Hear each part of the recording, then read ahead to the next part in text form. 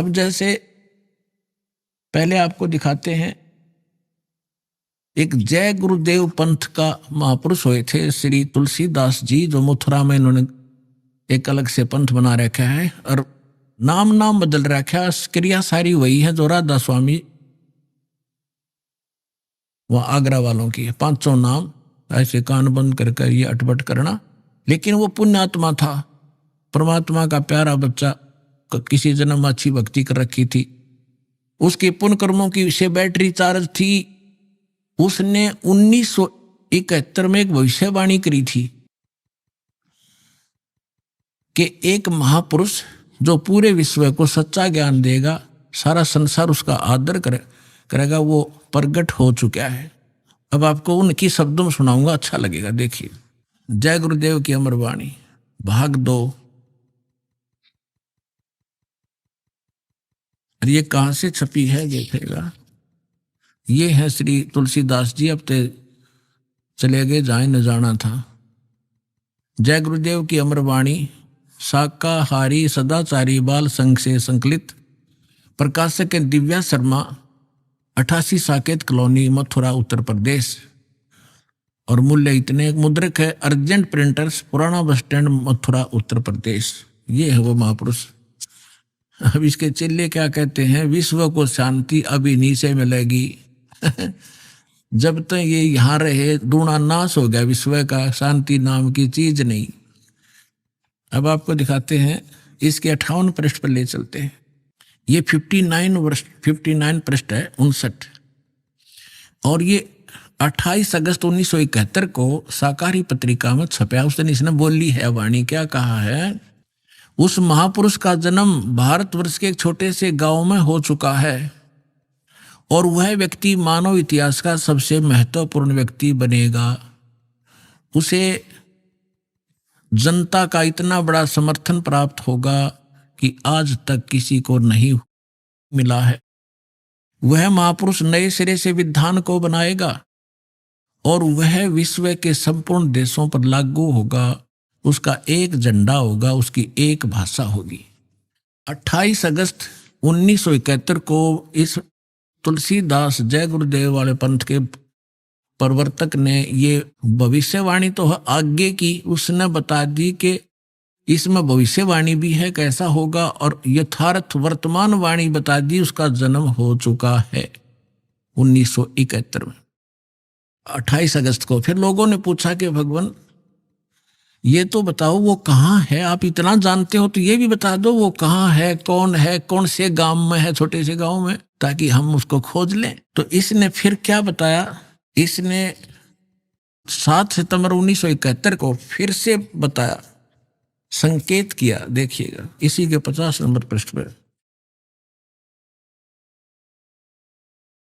यही वो पुस्तक है जय गुरुदेव की अमर वाणी, भाग 2। इसके 50 पृष्ठ पे 7 सितंबर 1971 को इसने भविष्यवाणी की और उसमें क्या बताया कि वह अवतार जो 28 अगस्त को इसने बताया था 71 में, वह अवतार जिसकी लोग प्रतीक्षा कर रहे हैं 20 वर्ष का हो चुका है। पुण्यात्माओं, इस दास का जन्म 8 सितंबर 1951 को हुआ और ये दास 7 सितंबर 1971 को पूरा 20 वर्ष का हो चुका था।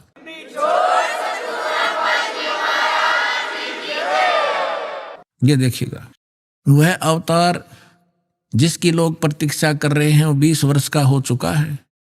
यदि उसका पता बता दूं तो लोग पीछे पड़ जाएंगे।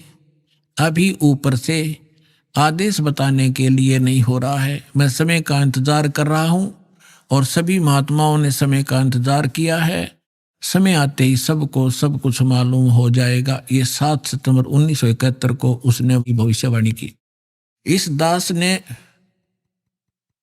2012 में एक, जैसा कि मीडिया उनके भी प्रवचन लिए और हमारे भी लिए, दास ने इस वाणी को पढ़कर एक सत्संग किया था कि यदि इस तुलसीदास जी की आज बैटरी चार्ज हो, 1971 में इसकी बैटरी चार्ज थी, इसकी दिव्य दृष्टि काम कर रही थी, पुण्य इसके पास बहुत से ढेर सारे थे, इसने उनका नाश कर लिया गलत साधना करके। जैसे इन्वर्टर की बैटरी में पहले से संग्रह की हुई एनर्जी जब तक चलेगी वो चलेगी, यदि चार्जर नहीं लग रहा तो भी चलेगी, लेकिन वो एकदम खत्म होगी यदि चार्जर फिर नहीं लगाता, यानी सत साधना नहीं की।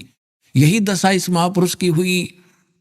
ये पुण्यात्मा था, इसने 1971 में इसकी दूरदृष्टि काम करे थी। इसने बिन की बिन बता दी कि वो उस महापुरुष, उसका जन्म हो चुका है और 7 सितंबर 1971 को 20 वर्ष का हो चुका है। लेकिन दास ने कहा कि यदि आज इसकी दिव्य दृष्टि काम करती है तो तुलसीदास जी बता दे अपने शिष्यों को कि जिसके बारे में मैंने 7 सितंबर 1971 को भविष्यवाणी की थी वो बरुआला में आ रहा है, चले जाओ।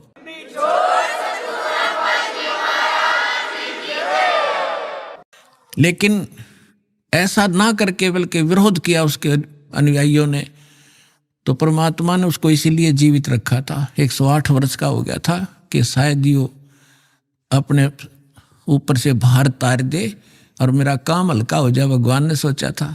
लेकिन अहंकार भर गया उस प्राणी में, लाखों करोड़ों शेष हो गए। हरिब क्या करेंगे वो करोड़ कहाँ जाएंगे, आप पता नहीं कहाँ कौन सी योनि भोग रहा होगा। तो दास ने कहा था कि अगर इसके अंदर आज वो दिव्य दृष्टि है तो बता दे, नहीं तो ये फ्यूज हो चुका है। जब उसने नहीं बताया तो 6 महीने के अंदर उसकी टिकट कट गई, चला गया। और एक नास्त्रेदमस नाम के महापुरुष हुए हैं, उन्होंने भी कंप्लीट दास के ऊपर, आपने उसको पढ़ा भी होगा, ज्ञान गंगा के अंदर भी वो आपके लिए भक्तों ने बनाकर भेज रखा है, आपने पढ़ा होगा, नहीं तो पढ़ लेना। उन्होंने टू दी पॉइंट बता रखा है सारा का सारा। और कल एक भक्त ने किसी पत्रिका में छपी हुई एक किसी भविष्य वक्ता को बहन हुई है, उसकी एक वाणी यहाँ देकर गया, क्योंकि आज तो भगत हमारे पारखू हो गए, विद्वान हो गए, तुरंत समझ जाते हैं कि ये वाणी किसके लिए बोली जा रही है। तो यहाँ देकर गए, उसको कल हमने देखा और आज आपके रूबरू कर रहे हैं, जिसके अंदर कमाल कर रखा है।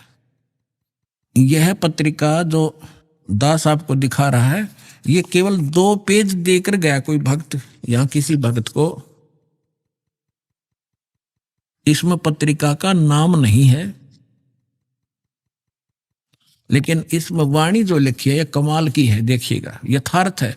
इसका फिर भक्तों ने इस यूट्यूब पर भी खोजा है, जो ज्यों का त्यों पाया है। एक फ्लोरेंस नाम की भविष्य वक्ता हुई है अमेरिका में, और उसने इस दास के बारे में, एक महापुरुष के बारे में, ये तो आप कहने की जरूरत नहीं, बार बार कहना अच्छा भी ना लगता, आप पे पता लग जाएगा सब सारे लक्षणों को जब आपके रूबरू किया जाएगा।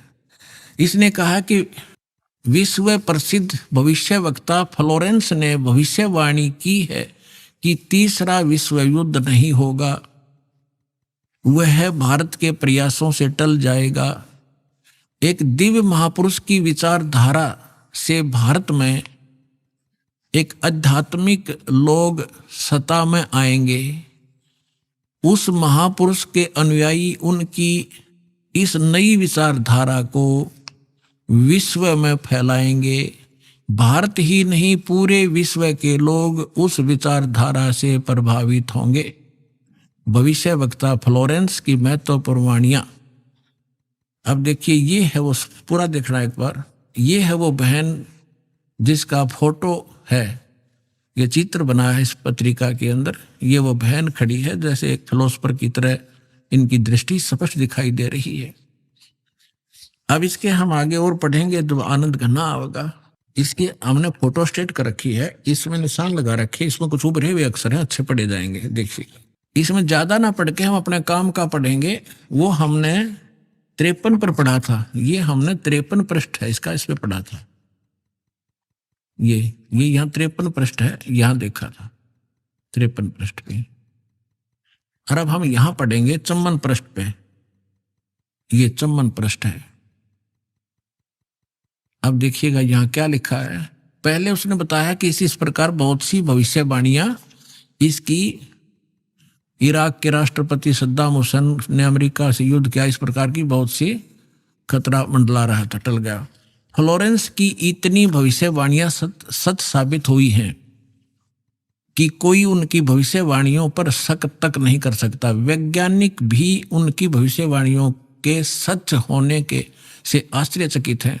फ्लोरेंस ने अपनी भविष्यवाणी में कई बार भारत का जिक्र किया है। The fall of sensational culture नाम की अपनी पुस्तक में उन्होंने लिखा है, सन 2000 आते आते प्राकृतिक संतुलन भयावह रूप से बिगड़ेगा। यानी लोगों में दुराचार, रिश्वतखोर, हाहाकार, बेईमाना घर कर जाएगा। लोगों में आक्रोश का भावना प्रबल होगी, दुराचार पराकाष्ठा पर होगा। पश्चिम देशों के विलासितापूर्ण जीवन जीने वालों में निराशा, बेचैनी और अशांति होगी। अतृप्त अभिलाषाएं और जोर पकड़ेंगी, जिससे उनकी अपनी कटुता बढ़ेगी। चारों ओर हिंसा और बर्बरता का वातावरण होगा। गरीब संपन्न व्यक्तियों की संपत्ति छीनेंगे, ऐसा वातावरण होगा और चारों ओर हाहाकार मच जाएगा। अब देखो, अब ये भविष्य वक्ता कह रही है कि ऐसी अगर वो संत ना आता तो ऐसी दशा भारत की हो जाती, लोग एक दूसरे ने लूटने लग जाते। अब इसने तुरंत फिर क्या कहा कि उस संत की विचारधारा से वो घातक माहौल टल जाएगा। देखिए यहां आगे ऐसा वातावरण होगा, ऐसा हाहाकार मच जाएगा। लेकिन भारत से उठने वाली एक नई विचारधारा इस घातक वातावरण को समाप्त कर देगी। वह विचारधारा वैज्ञानिक दृष्टि से लोगों में सामंजस्य और आपसी भाईचारा और भाईचारे का महत्व समझाएगी। वह यह भी समझाएगी कि धर्म और विज्ञान में आपस में विरोध नहीं है। आध्यात्मिकता की उच्चता और भौतिकता का खोखलापन सबके सामने उजागर करेगी। अपने आत्माओं, ये तो चलो इन भविष्य वक्ताओं का तो इतना काम समझ लो आप, जैसे परमात्मा ने विद्वान बना दिया, पृथ्वी और सूरज बना दी, सब नक्षत्र बना दिए और समय अपने आप निर्धारित है कि इस समय 6:20 पर सूर्य उदय होगा। अगर कोई खगोल भगोल का ज्ञाता अब बता दे कि फलानी तारीख को 6:20 पर सूर्य उदय होगा, वो ना बताता तो भी उसी समय होना ही था वो, क्योंकि उस परमात्मा ने वो निर्धारित सिस्टम बना ही रखा है। तो ये ना बताते तो भी परमात्मा ने पहले बोल ही रखा है, निर्धारित दिन ठीक का धर रखा है, वो तो ये होना ही होना था। ये बता रहे हैं तो आपके लिए और ज्यादा गोल्डन चांस है।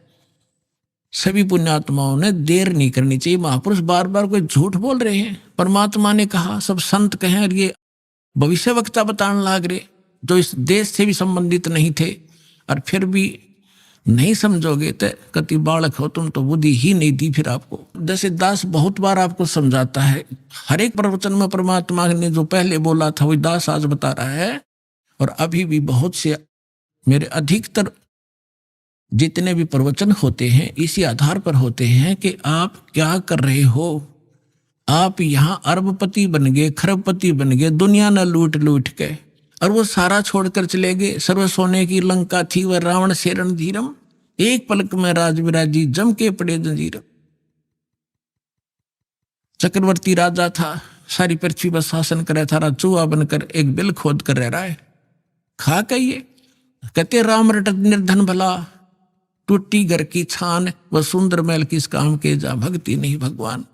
तो यहाँ ये बताना चाह रहे हैं, ये माइन बहन ने बताया है कि वो संत की विचारधारा से आध्यात्मिकता की उच्चता और इस भौतिकवाद का खोखलापन उजागर होगा।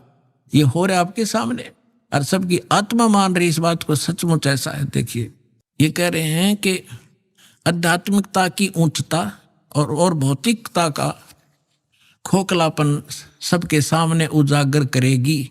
मध्य वर्ग उस विचारधारा से बहुत प्रभावित होगा। आप जितने यहाँ आ रहे हो बिल्कुल मीडियम वर्ग के बच्चे हो सारे, बिल्कुल। और देखो कैसे आप उबड़ उबड़ करा रहे हो, कैसे मान रहे हो दास ने जो बोल दिया फाइनल है। ना किसी को लेना है ना देना है। विवाह एक सिंपल वे से करना है।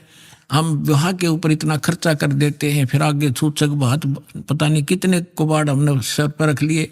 जब ब्रह्मा विष्णु महेश का ब्याह किया था दुर्गा ने, ना कोई भाती था ना बराती था, ना कोई जलेबी तारे था, ना कोई डीजे बजानिया था।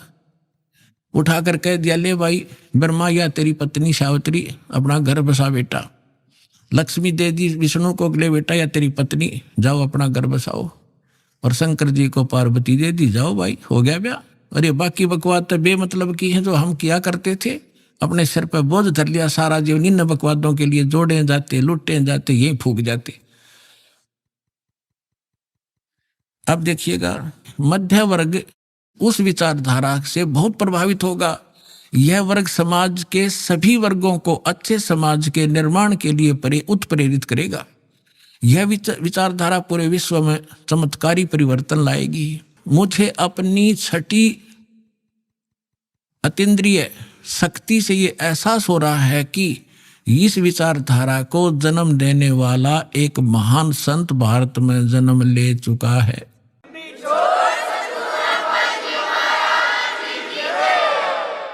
ये देखिएगा, ये 1900 यहाँ लिखा है कि एक पत्रकार ने 1964 में फ्लोरेंस से पूछा था और 1980 की शुरुआत तक व्यापक उथल-पुथल, 80-89 के बाद ऐसे भूकंप आएंगे कि न्यू जर्सी का कुछ हिस्सा तथा यूरोप और एशिया के कई देशों के स्थानों पर भूकंप से विदीर्ण हो जाएंगे, कुछ जलमग्न हो जाएंगे। तृतीय विश्व युद्ध का आतंक सबके दिमाग में बैठ जाएगा।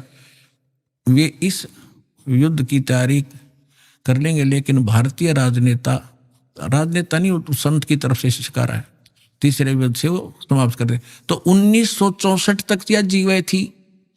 1964 में तो ये युवा थी जो बता रही थी, 10, 20, 30 वर्ष और भी रहेगी, 94-95 तक यह जीवे थी।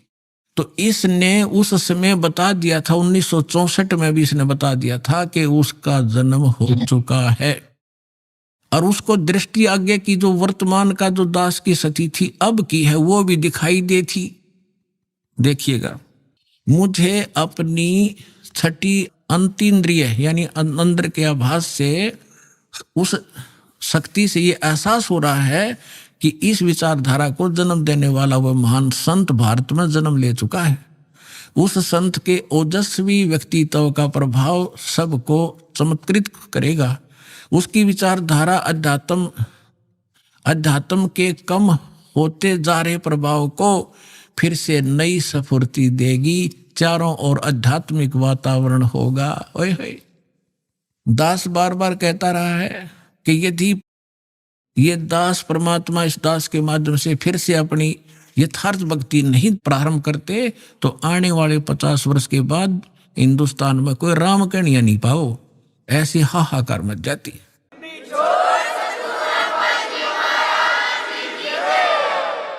तो इसमें यही कहा है कि वो फिर गिरते हुए अध्यात्म सत्र को फिर से उभारेगा, इसका ये भावार्थ है।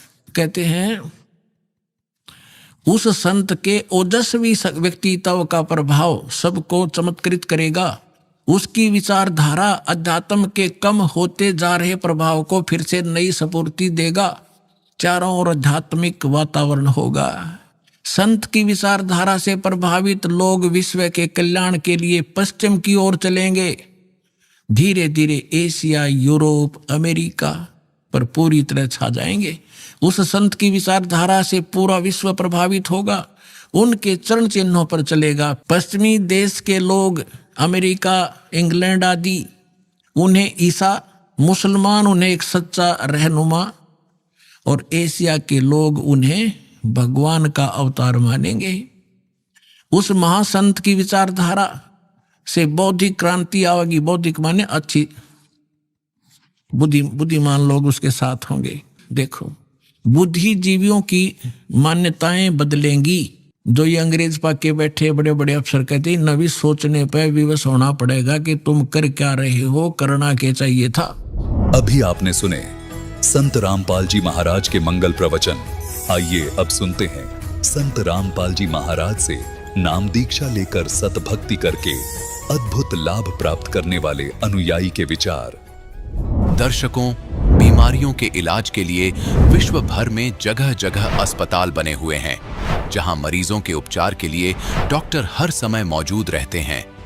इस वैज्ञानिक युग में डॉक्टर को भी मानव जीवन का रक्षक मानते हुए ईश्वर का दर्जा दे दिया गया है। लेकिन जब वही डॉक्टर यह कह दे कि अब रोगी का उपचार संभव नहीं है, तब व्यक्ति असली प्रभु को याद करता है। ऐसा ही किया मुन्नी राम जी ने, जो राजस्थान राज्य के चुरू जिले के निवासी हैं। इनकी माताजी को ब्लड कैंसर था। इन्होंने अपनी माताजी का इलाज बड़े अस्पतालों में कराया, लेकिन डॉक्टरों ने जवाब दे दिया कि अब कोई उपचार संभव नहीं है। ऐसे में वो अपनी माताजी को अत्यधिक गंभीर हालत में जगत गुरु कहे जाने वाले संत रामपाल जी महाराज जी से नाम दीक्षा दिलाने ले गए। हालांकि इनकी माताजी ठीक से बैठ भी नहीं पा रही थीं, लेकिन नाम दीक्षा लेते ही इनका दर्द चमत्कारिक रूप से समाप्त हो गया। कुछ समय बाद संत जी ने स्वयं उनके घर आकर दर्शन दिए और उसी दिन इनकी माताजी का कैंसर पूरी तरह ठीक हो गया। ऐसी अद्भुत लीलाएं केवल ईश्वर ही कर सकते हैं। दर्शकों, अब आप स्वयं सुनिए परमेश्वर के अनोखे चमत्कार का व्याख्यान मुन्नी राम जी के शब्दों में। नमस्कार सर। हाँ नमस्कार। सर क्या नाम है आपका?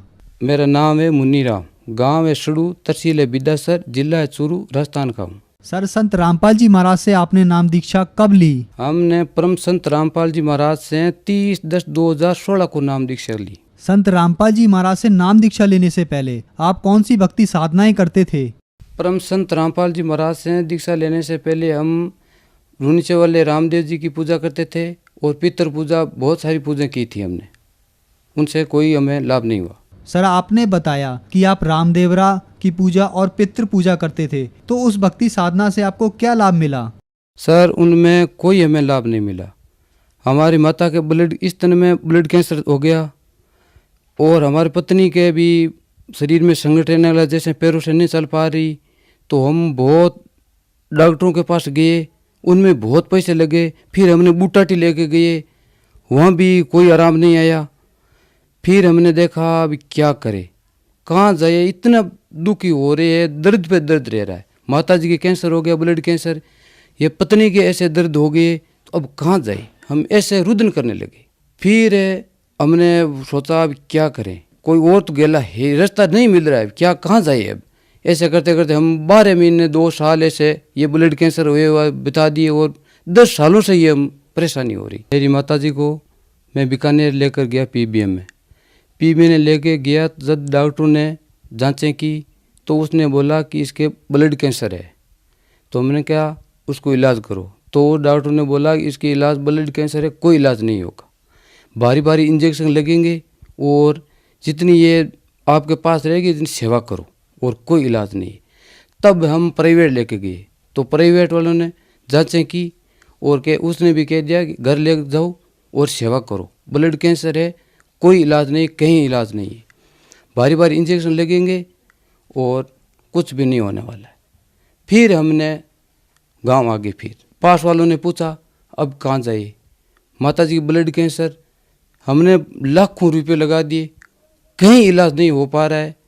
अब हम कौन सा मार्ग ढूंढे? देवताओं को और पितरों को पूज के ये दर्द हमने बहुत बढ़ा ली, कोई फायदा नहीं हुआ। फिर भगतमती को पैरों में दर्द हो गया, तो अब क्या करें, इसको ले जाएं, किसको ले जाएं पहले। फिर किसी ने बोला कि तुम बूटाटी जाओ, तो मैं बूटाटी लेके गया, वहाँ भी फेरी वेरी लगा के आए, वहाँ से कोई आराम नहीं मिला। ऐसे करते करते ये समय बहुत बीत गए, बहुत पैसे लगे, सारी जगह डॉक्टरों के पास हम फिर लिए, पितरों की पूजा कर ली, देवताओं की पूजा कर ली, कोई हमें लाभ नहीं मिला। सारी जगह भटक के फिर सिर मार के बैठ गए, हम अब कहाँ जाए, कोई रास्ता नहीं दिख रहा है। सर आपकी माता जी को ब्लड कैंसर हो गया और आपकी पत्नी भी बीमार रहने लगी और आप सभी जगह भटके, आपको कोई आराम नहीं मिला, तो फिर आप संत रामपाल जी महाराज की शरण में कैसे आए? सर हमारे पड़ोसी गांव में तेंदेसर गांव का नाम है, उनमें भगत है, वो हमारे कुएं पे आए। उसने बोला और कोई जगह नहीं है, आप सारी जगह भटक लिए, पितरों के पास भटक लिए, देवताओं के पास फिर लिए, डॉक्टरों के पास फिर लिए, तो आप ऐसा करो, परम संत रामपाल जी महाराज आए हुए हैं, परमात्मा से शरीर, उससे दीक्षा लो और आपके सर्व कष्ट निवारण हो जाएगा। फिर मैंने कहा तो कैसे जाएंगे वहाँ, क्यों हमारे पास चलो। वहाँ रतनगढ़ आश्रम में आए, नामदान केंद्र पे। नामदान केंद्र पे आए तो रास्ते में बहुत परेशानी हुई।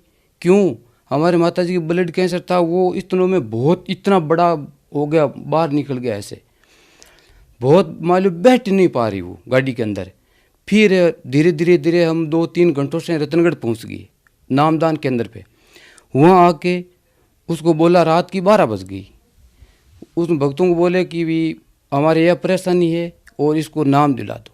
नाम दान देते देते ही शरीर में ऐसा झटका लगा, एकदम आराम आ गई तुरंत, जाने जैसा शरीर में कोई तकलीफ नहीं है। वो नामदान लेके हम दूसरे कमरे में बैठा दी। तो मैंने मेरी माता जी से पूछा, क्या माता जी कोई तकलीफ हो रही है? क्यों नहीं है, वो कोई तकलीफ, शरीर में कोई कष्ट नहीं है हमारे। हम एकदम ऐसे सोचते हैं जैसे ऐसा हाथ फेरे तो क्यों, हमें दर्द भी नहीं हो रहा है। फिर मैं धीरे धीरे आराम से गाँव गया, रास्तों में कोई भी तकलीफ नहीं हुई। भक्ति करते करते करते करते ऐसे ऐसे होते एकदम आराम आ गया। कोई ऐसे धीरे धीरे वो बैठने लगी, वो गांठ थी इतनी बड़ी, वो सारी की सारी ऐसे धीरे धीरे ख़त्म हो गई। ख़त्म होते होते हुए भी एक दिन भी ऐसा आ गया, कोई जैसे गांव से आए हुए, उसने बोला कि आप ऐसे ऐसे भक्ति करते रहे, ऐसे करते रहे, वहाँ कैसे गए? हमने कहा हमें ऐसे मत बोलो, हाँ परम संत रामपाल जी मिल गए, हम कहीं नहीं जाएंगे उसको छोड़ के। तो मेरी माता जी की ऐसे भावना आ गई कि सारी जगह भटक लिए तो यहाँ कैसे ठीक हो जाएंगी। तो मैंने कहा माता जी ऐसे नहीं बोलना, परमात्मा परम संत रामपाल जी महाराज आए हुए सब दुखों का निवारण करेंगे। तो इसके ऐसे भावना होगी गलत। तो धीरे धीरे धीरे धीरे एक दिन ऐसा आया हुआ, जम के दूत आए, ऐसे लंबी लंबी माथों के अंदर 2-2 एक सींग। माता जी यहाँ सो रही थी। मैंने कहा क्या माता है, क्या बात है माता जी, क्यों हम अब जा रहे, हमें नहीं छोड़ेंगे। तो हमने एक परम संत रामपाल जी महाराज के रक्षा मंत्र है, वो मंत्र हमने पढ़े। तो जम के दूत ऐसे भागे यूँ कोई सिमानी, बहुत तेज गति से भागी, 3 बार भागी दिन में। 4थी बार में हमारी माता जी को वो लेकर चल गए। तो हमारी माता जी 1.5-2 घंटों से आई, वहाँ ले गए धर्मराज के पास। तो वैसे बहुत लंबी लाइन लग रही है, जीव जब खत्म होता है तो दूत आते हैं, वो सारों को सारों ले जाके धर्मराज के पास लाइन लगा देते। वहाँ लाइन लगाते, लाइन में खड़े रहते। वहाँ माता जी ने बोला कि बहुत जोर जोर से मार रहे, पीट रहे, वहाँ तपतशिला बन रही है, वहाँ जीवों की बहुत हाय तबाह मच रही है वहाँ। तो वहाँ गुरुजी प्रकट हो गए, मेरी माता जी को वहाँ से छुड़ा के और लेके आए। हम घर पे ही थे, हम ऐसे माता जी को लिए बैठे थे, हम कहीं नहीं गए, लिए बैठे हम सुमरन कर रहे परमात्मा। जो परम संत रामपाल जी महाराज ने हमने प्रथम मंत्र दिया उसका जाप कर रही। ऐसे झटका लगा, उसके हाथ पैर सारे कलडे हो गए, ऐसे जो लोहे का सरा होता है वैसे हो गए। 2 घंटा 1.5 घंटा बहुत होता है। फिर बाद में हमारे माता जी शरीर में आ गई।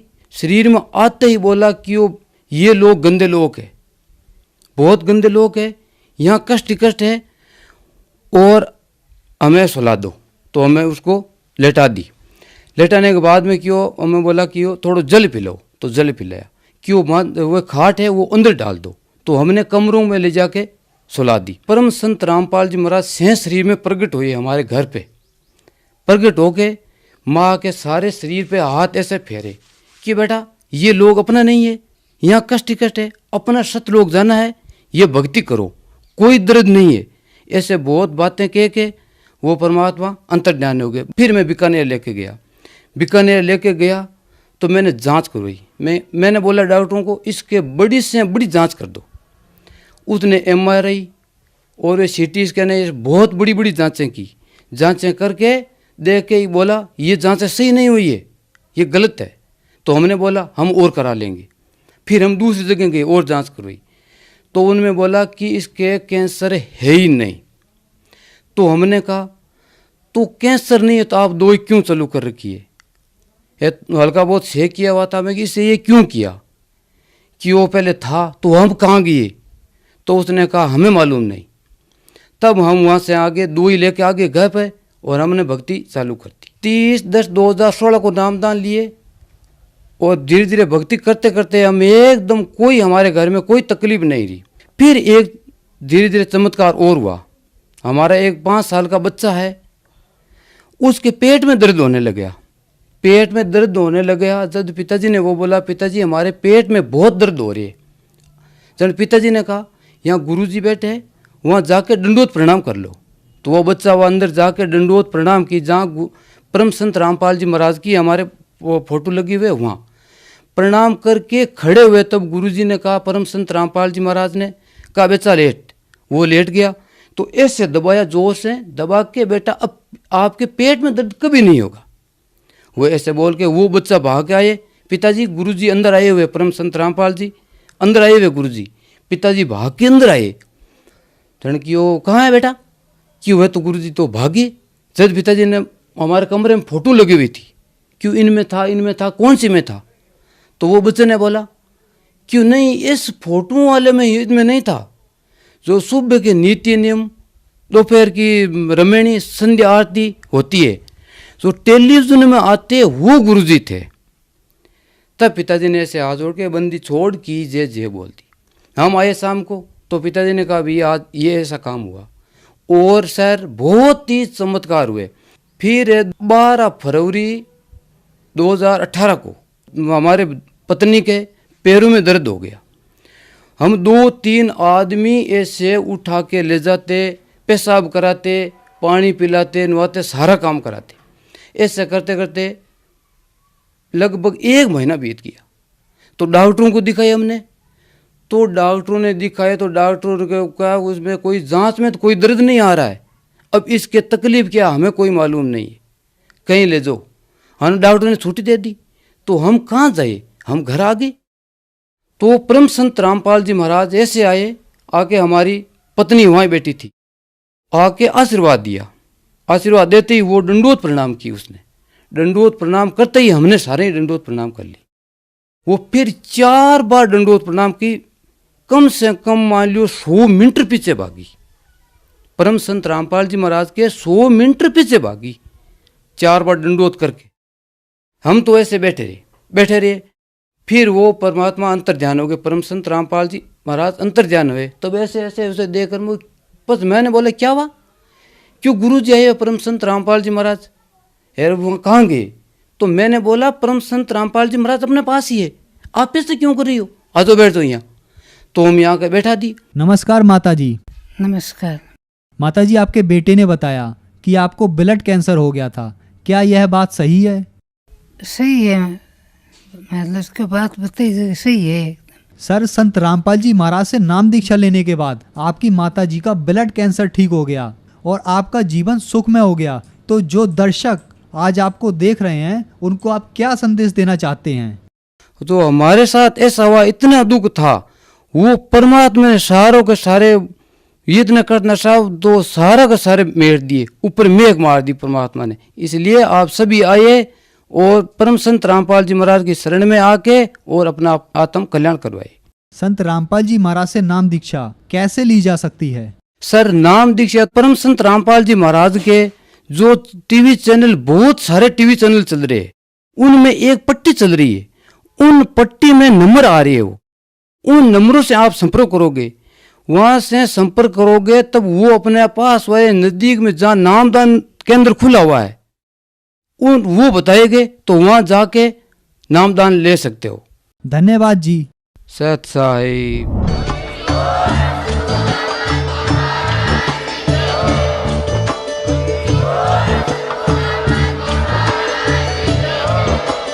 आप सुन रहे थे जगत गुरु तत्वदर्शी संत रामपाल जी महाराज जी के मंगल प्रवचन। अधिक जानकारी के लिए विजिट कीजिए हमारी वेबसाइट www.jagatgururampalji.org। संत रामपाल जी महाराज जी के शुभ आशीर्वाद से पूरे विश्व भर में 500 से भी ज्यादा नाम दीक्षा केंद्र हैं, जिन पर संत रामपाल जी महाराज जी द्वारा ऑनलाइन निशुल्क नाम दीक्षा दी जा रही है। अपने नजदीकी नाम दीक्षा केंद्र का पता करने के लिए संपर्क करें 8222880541।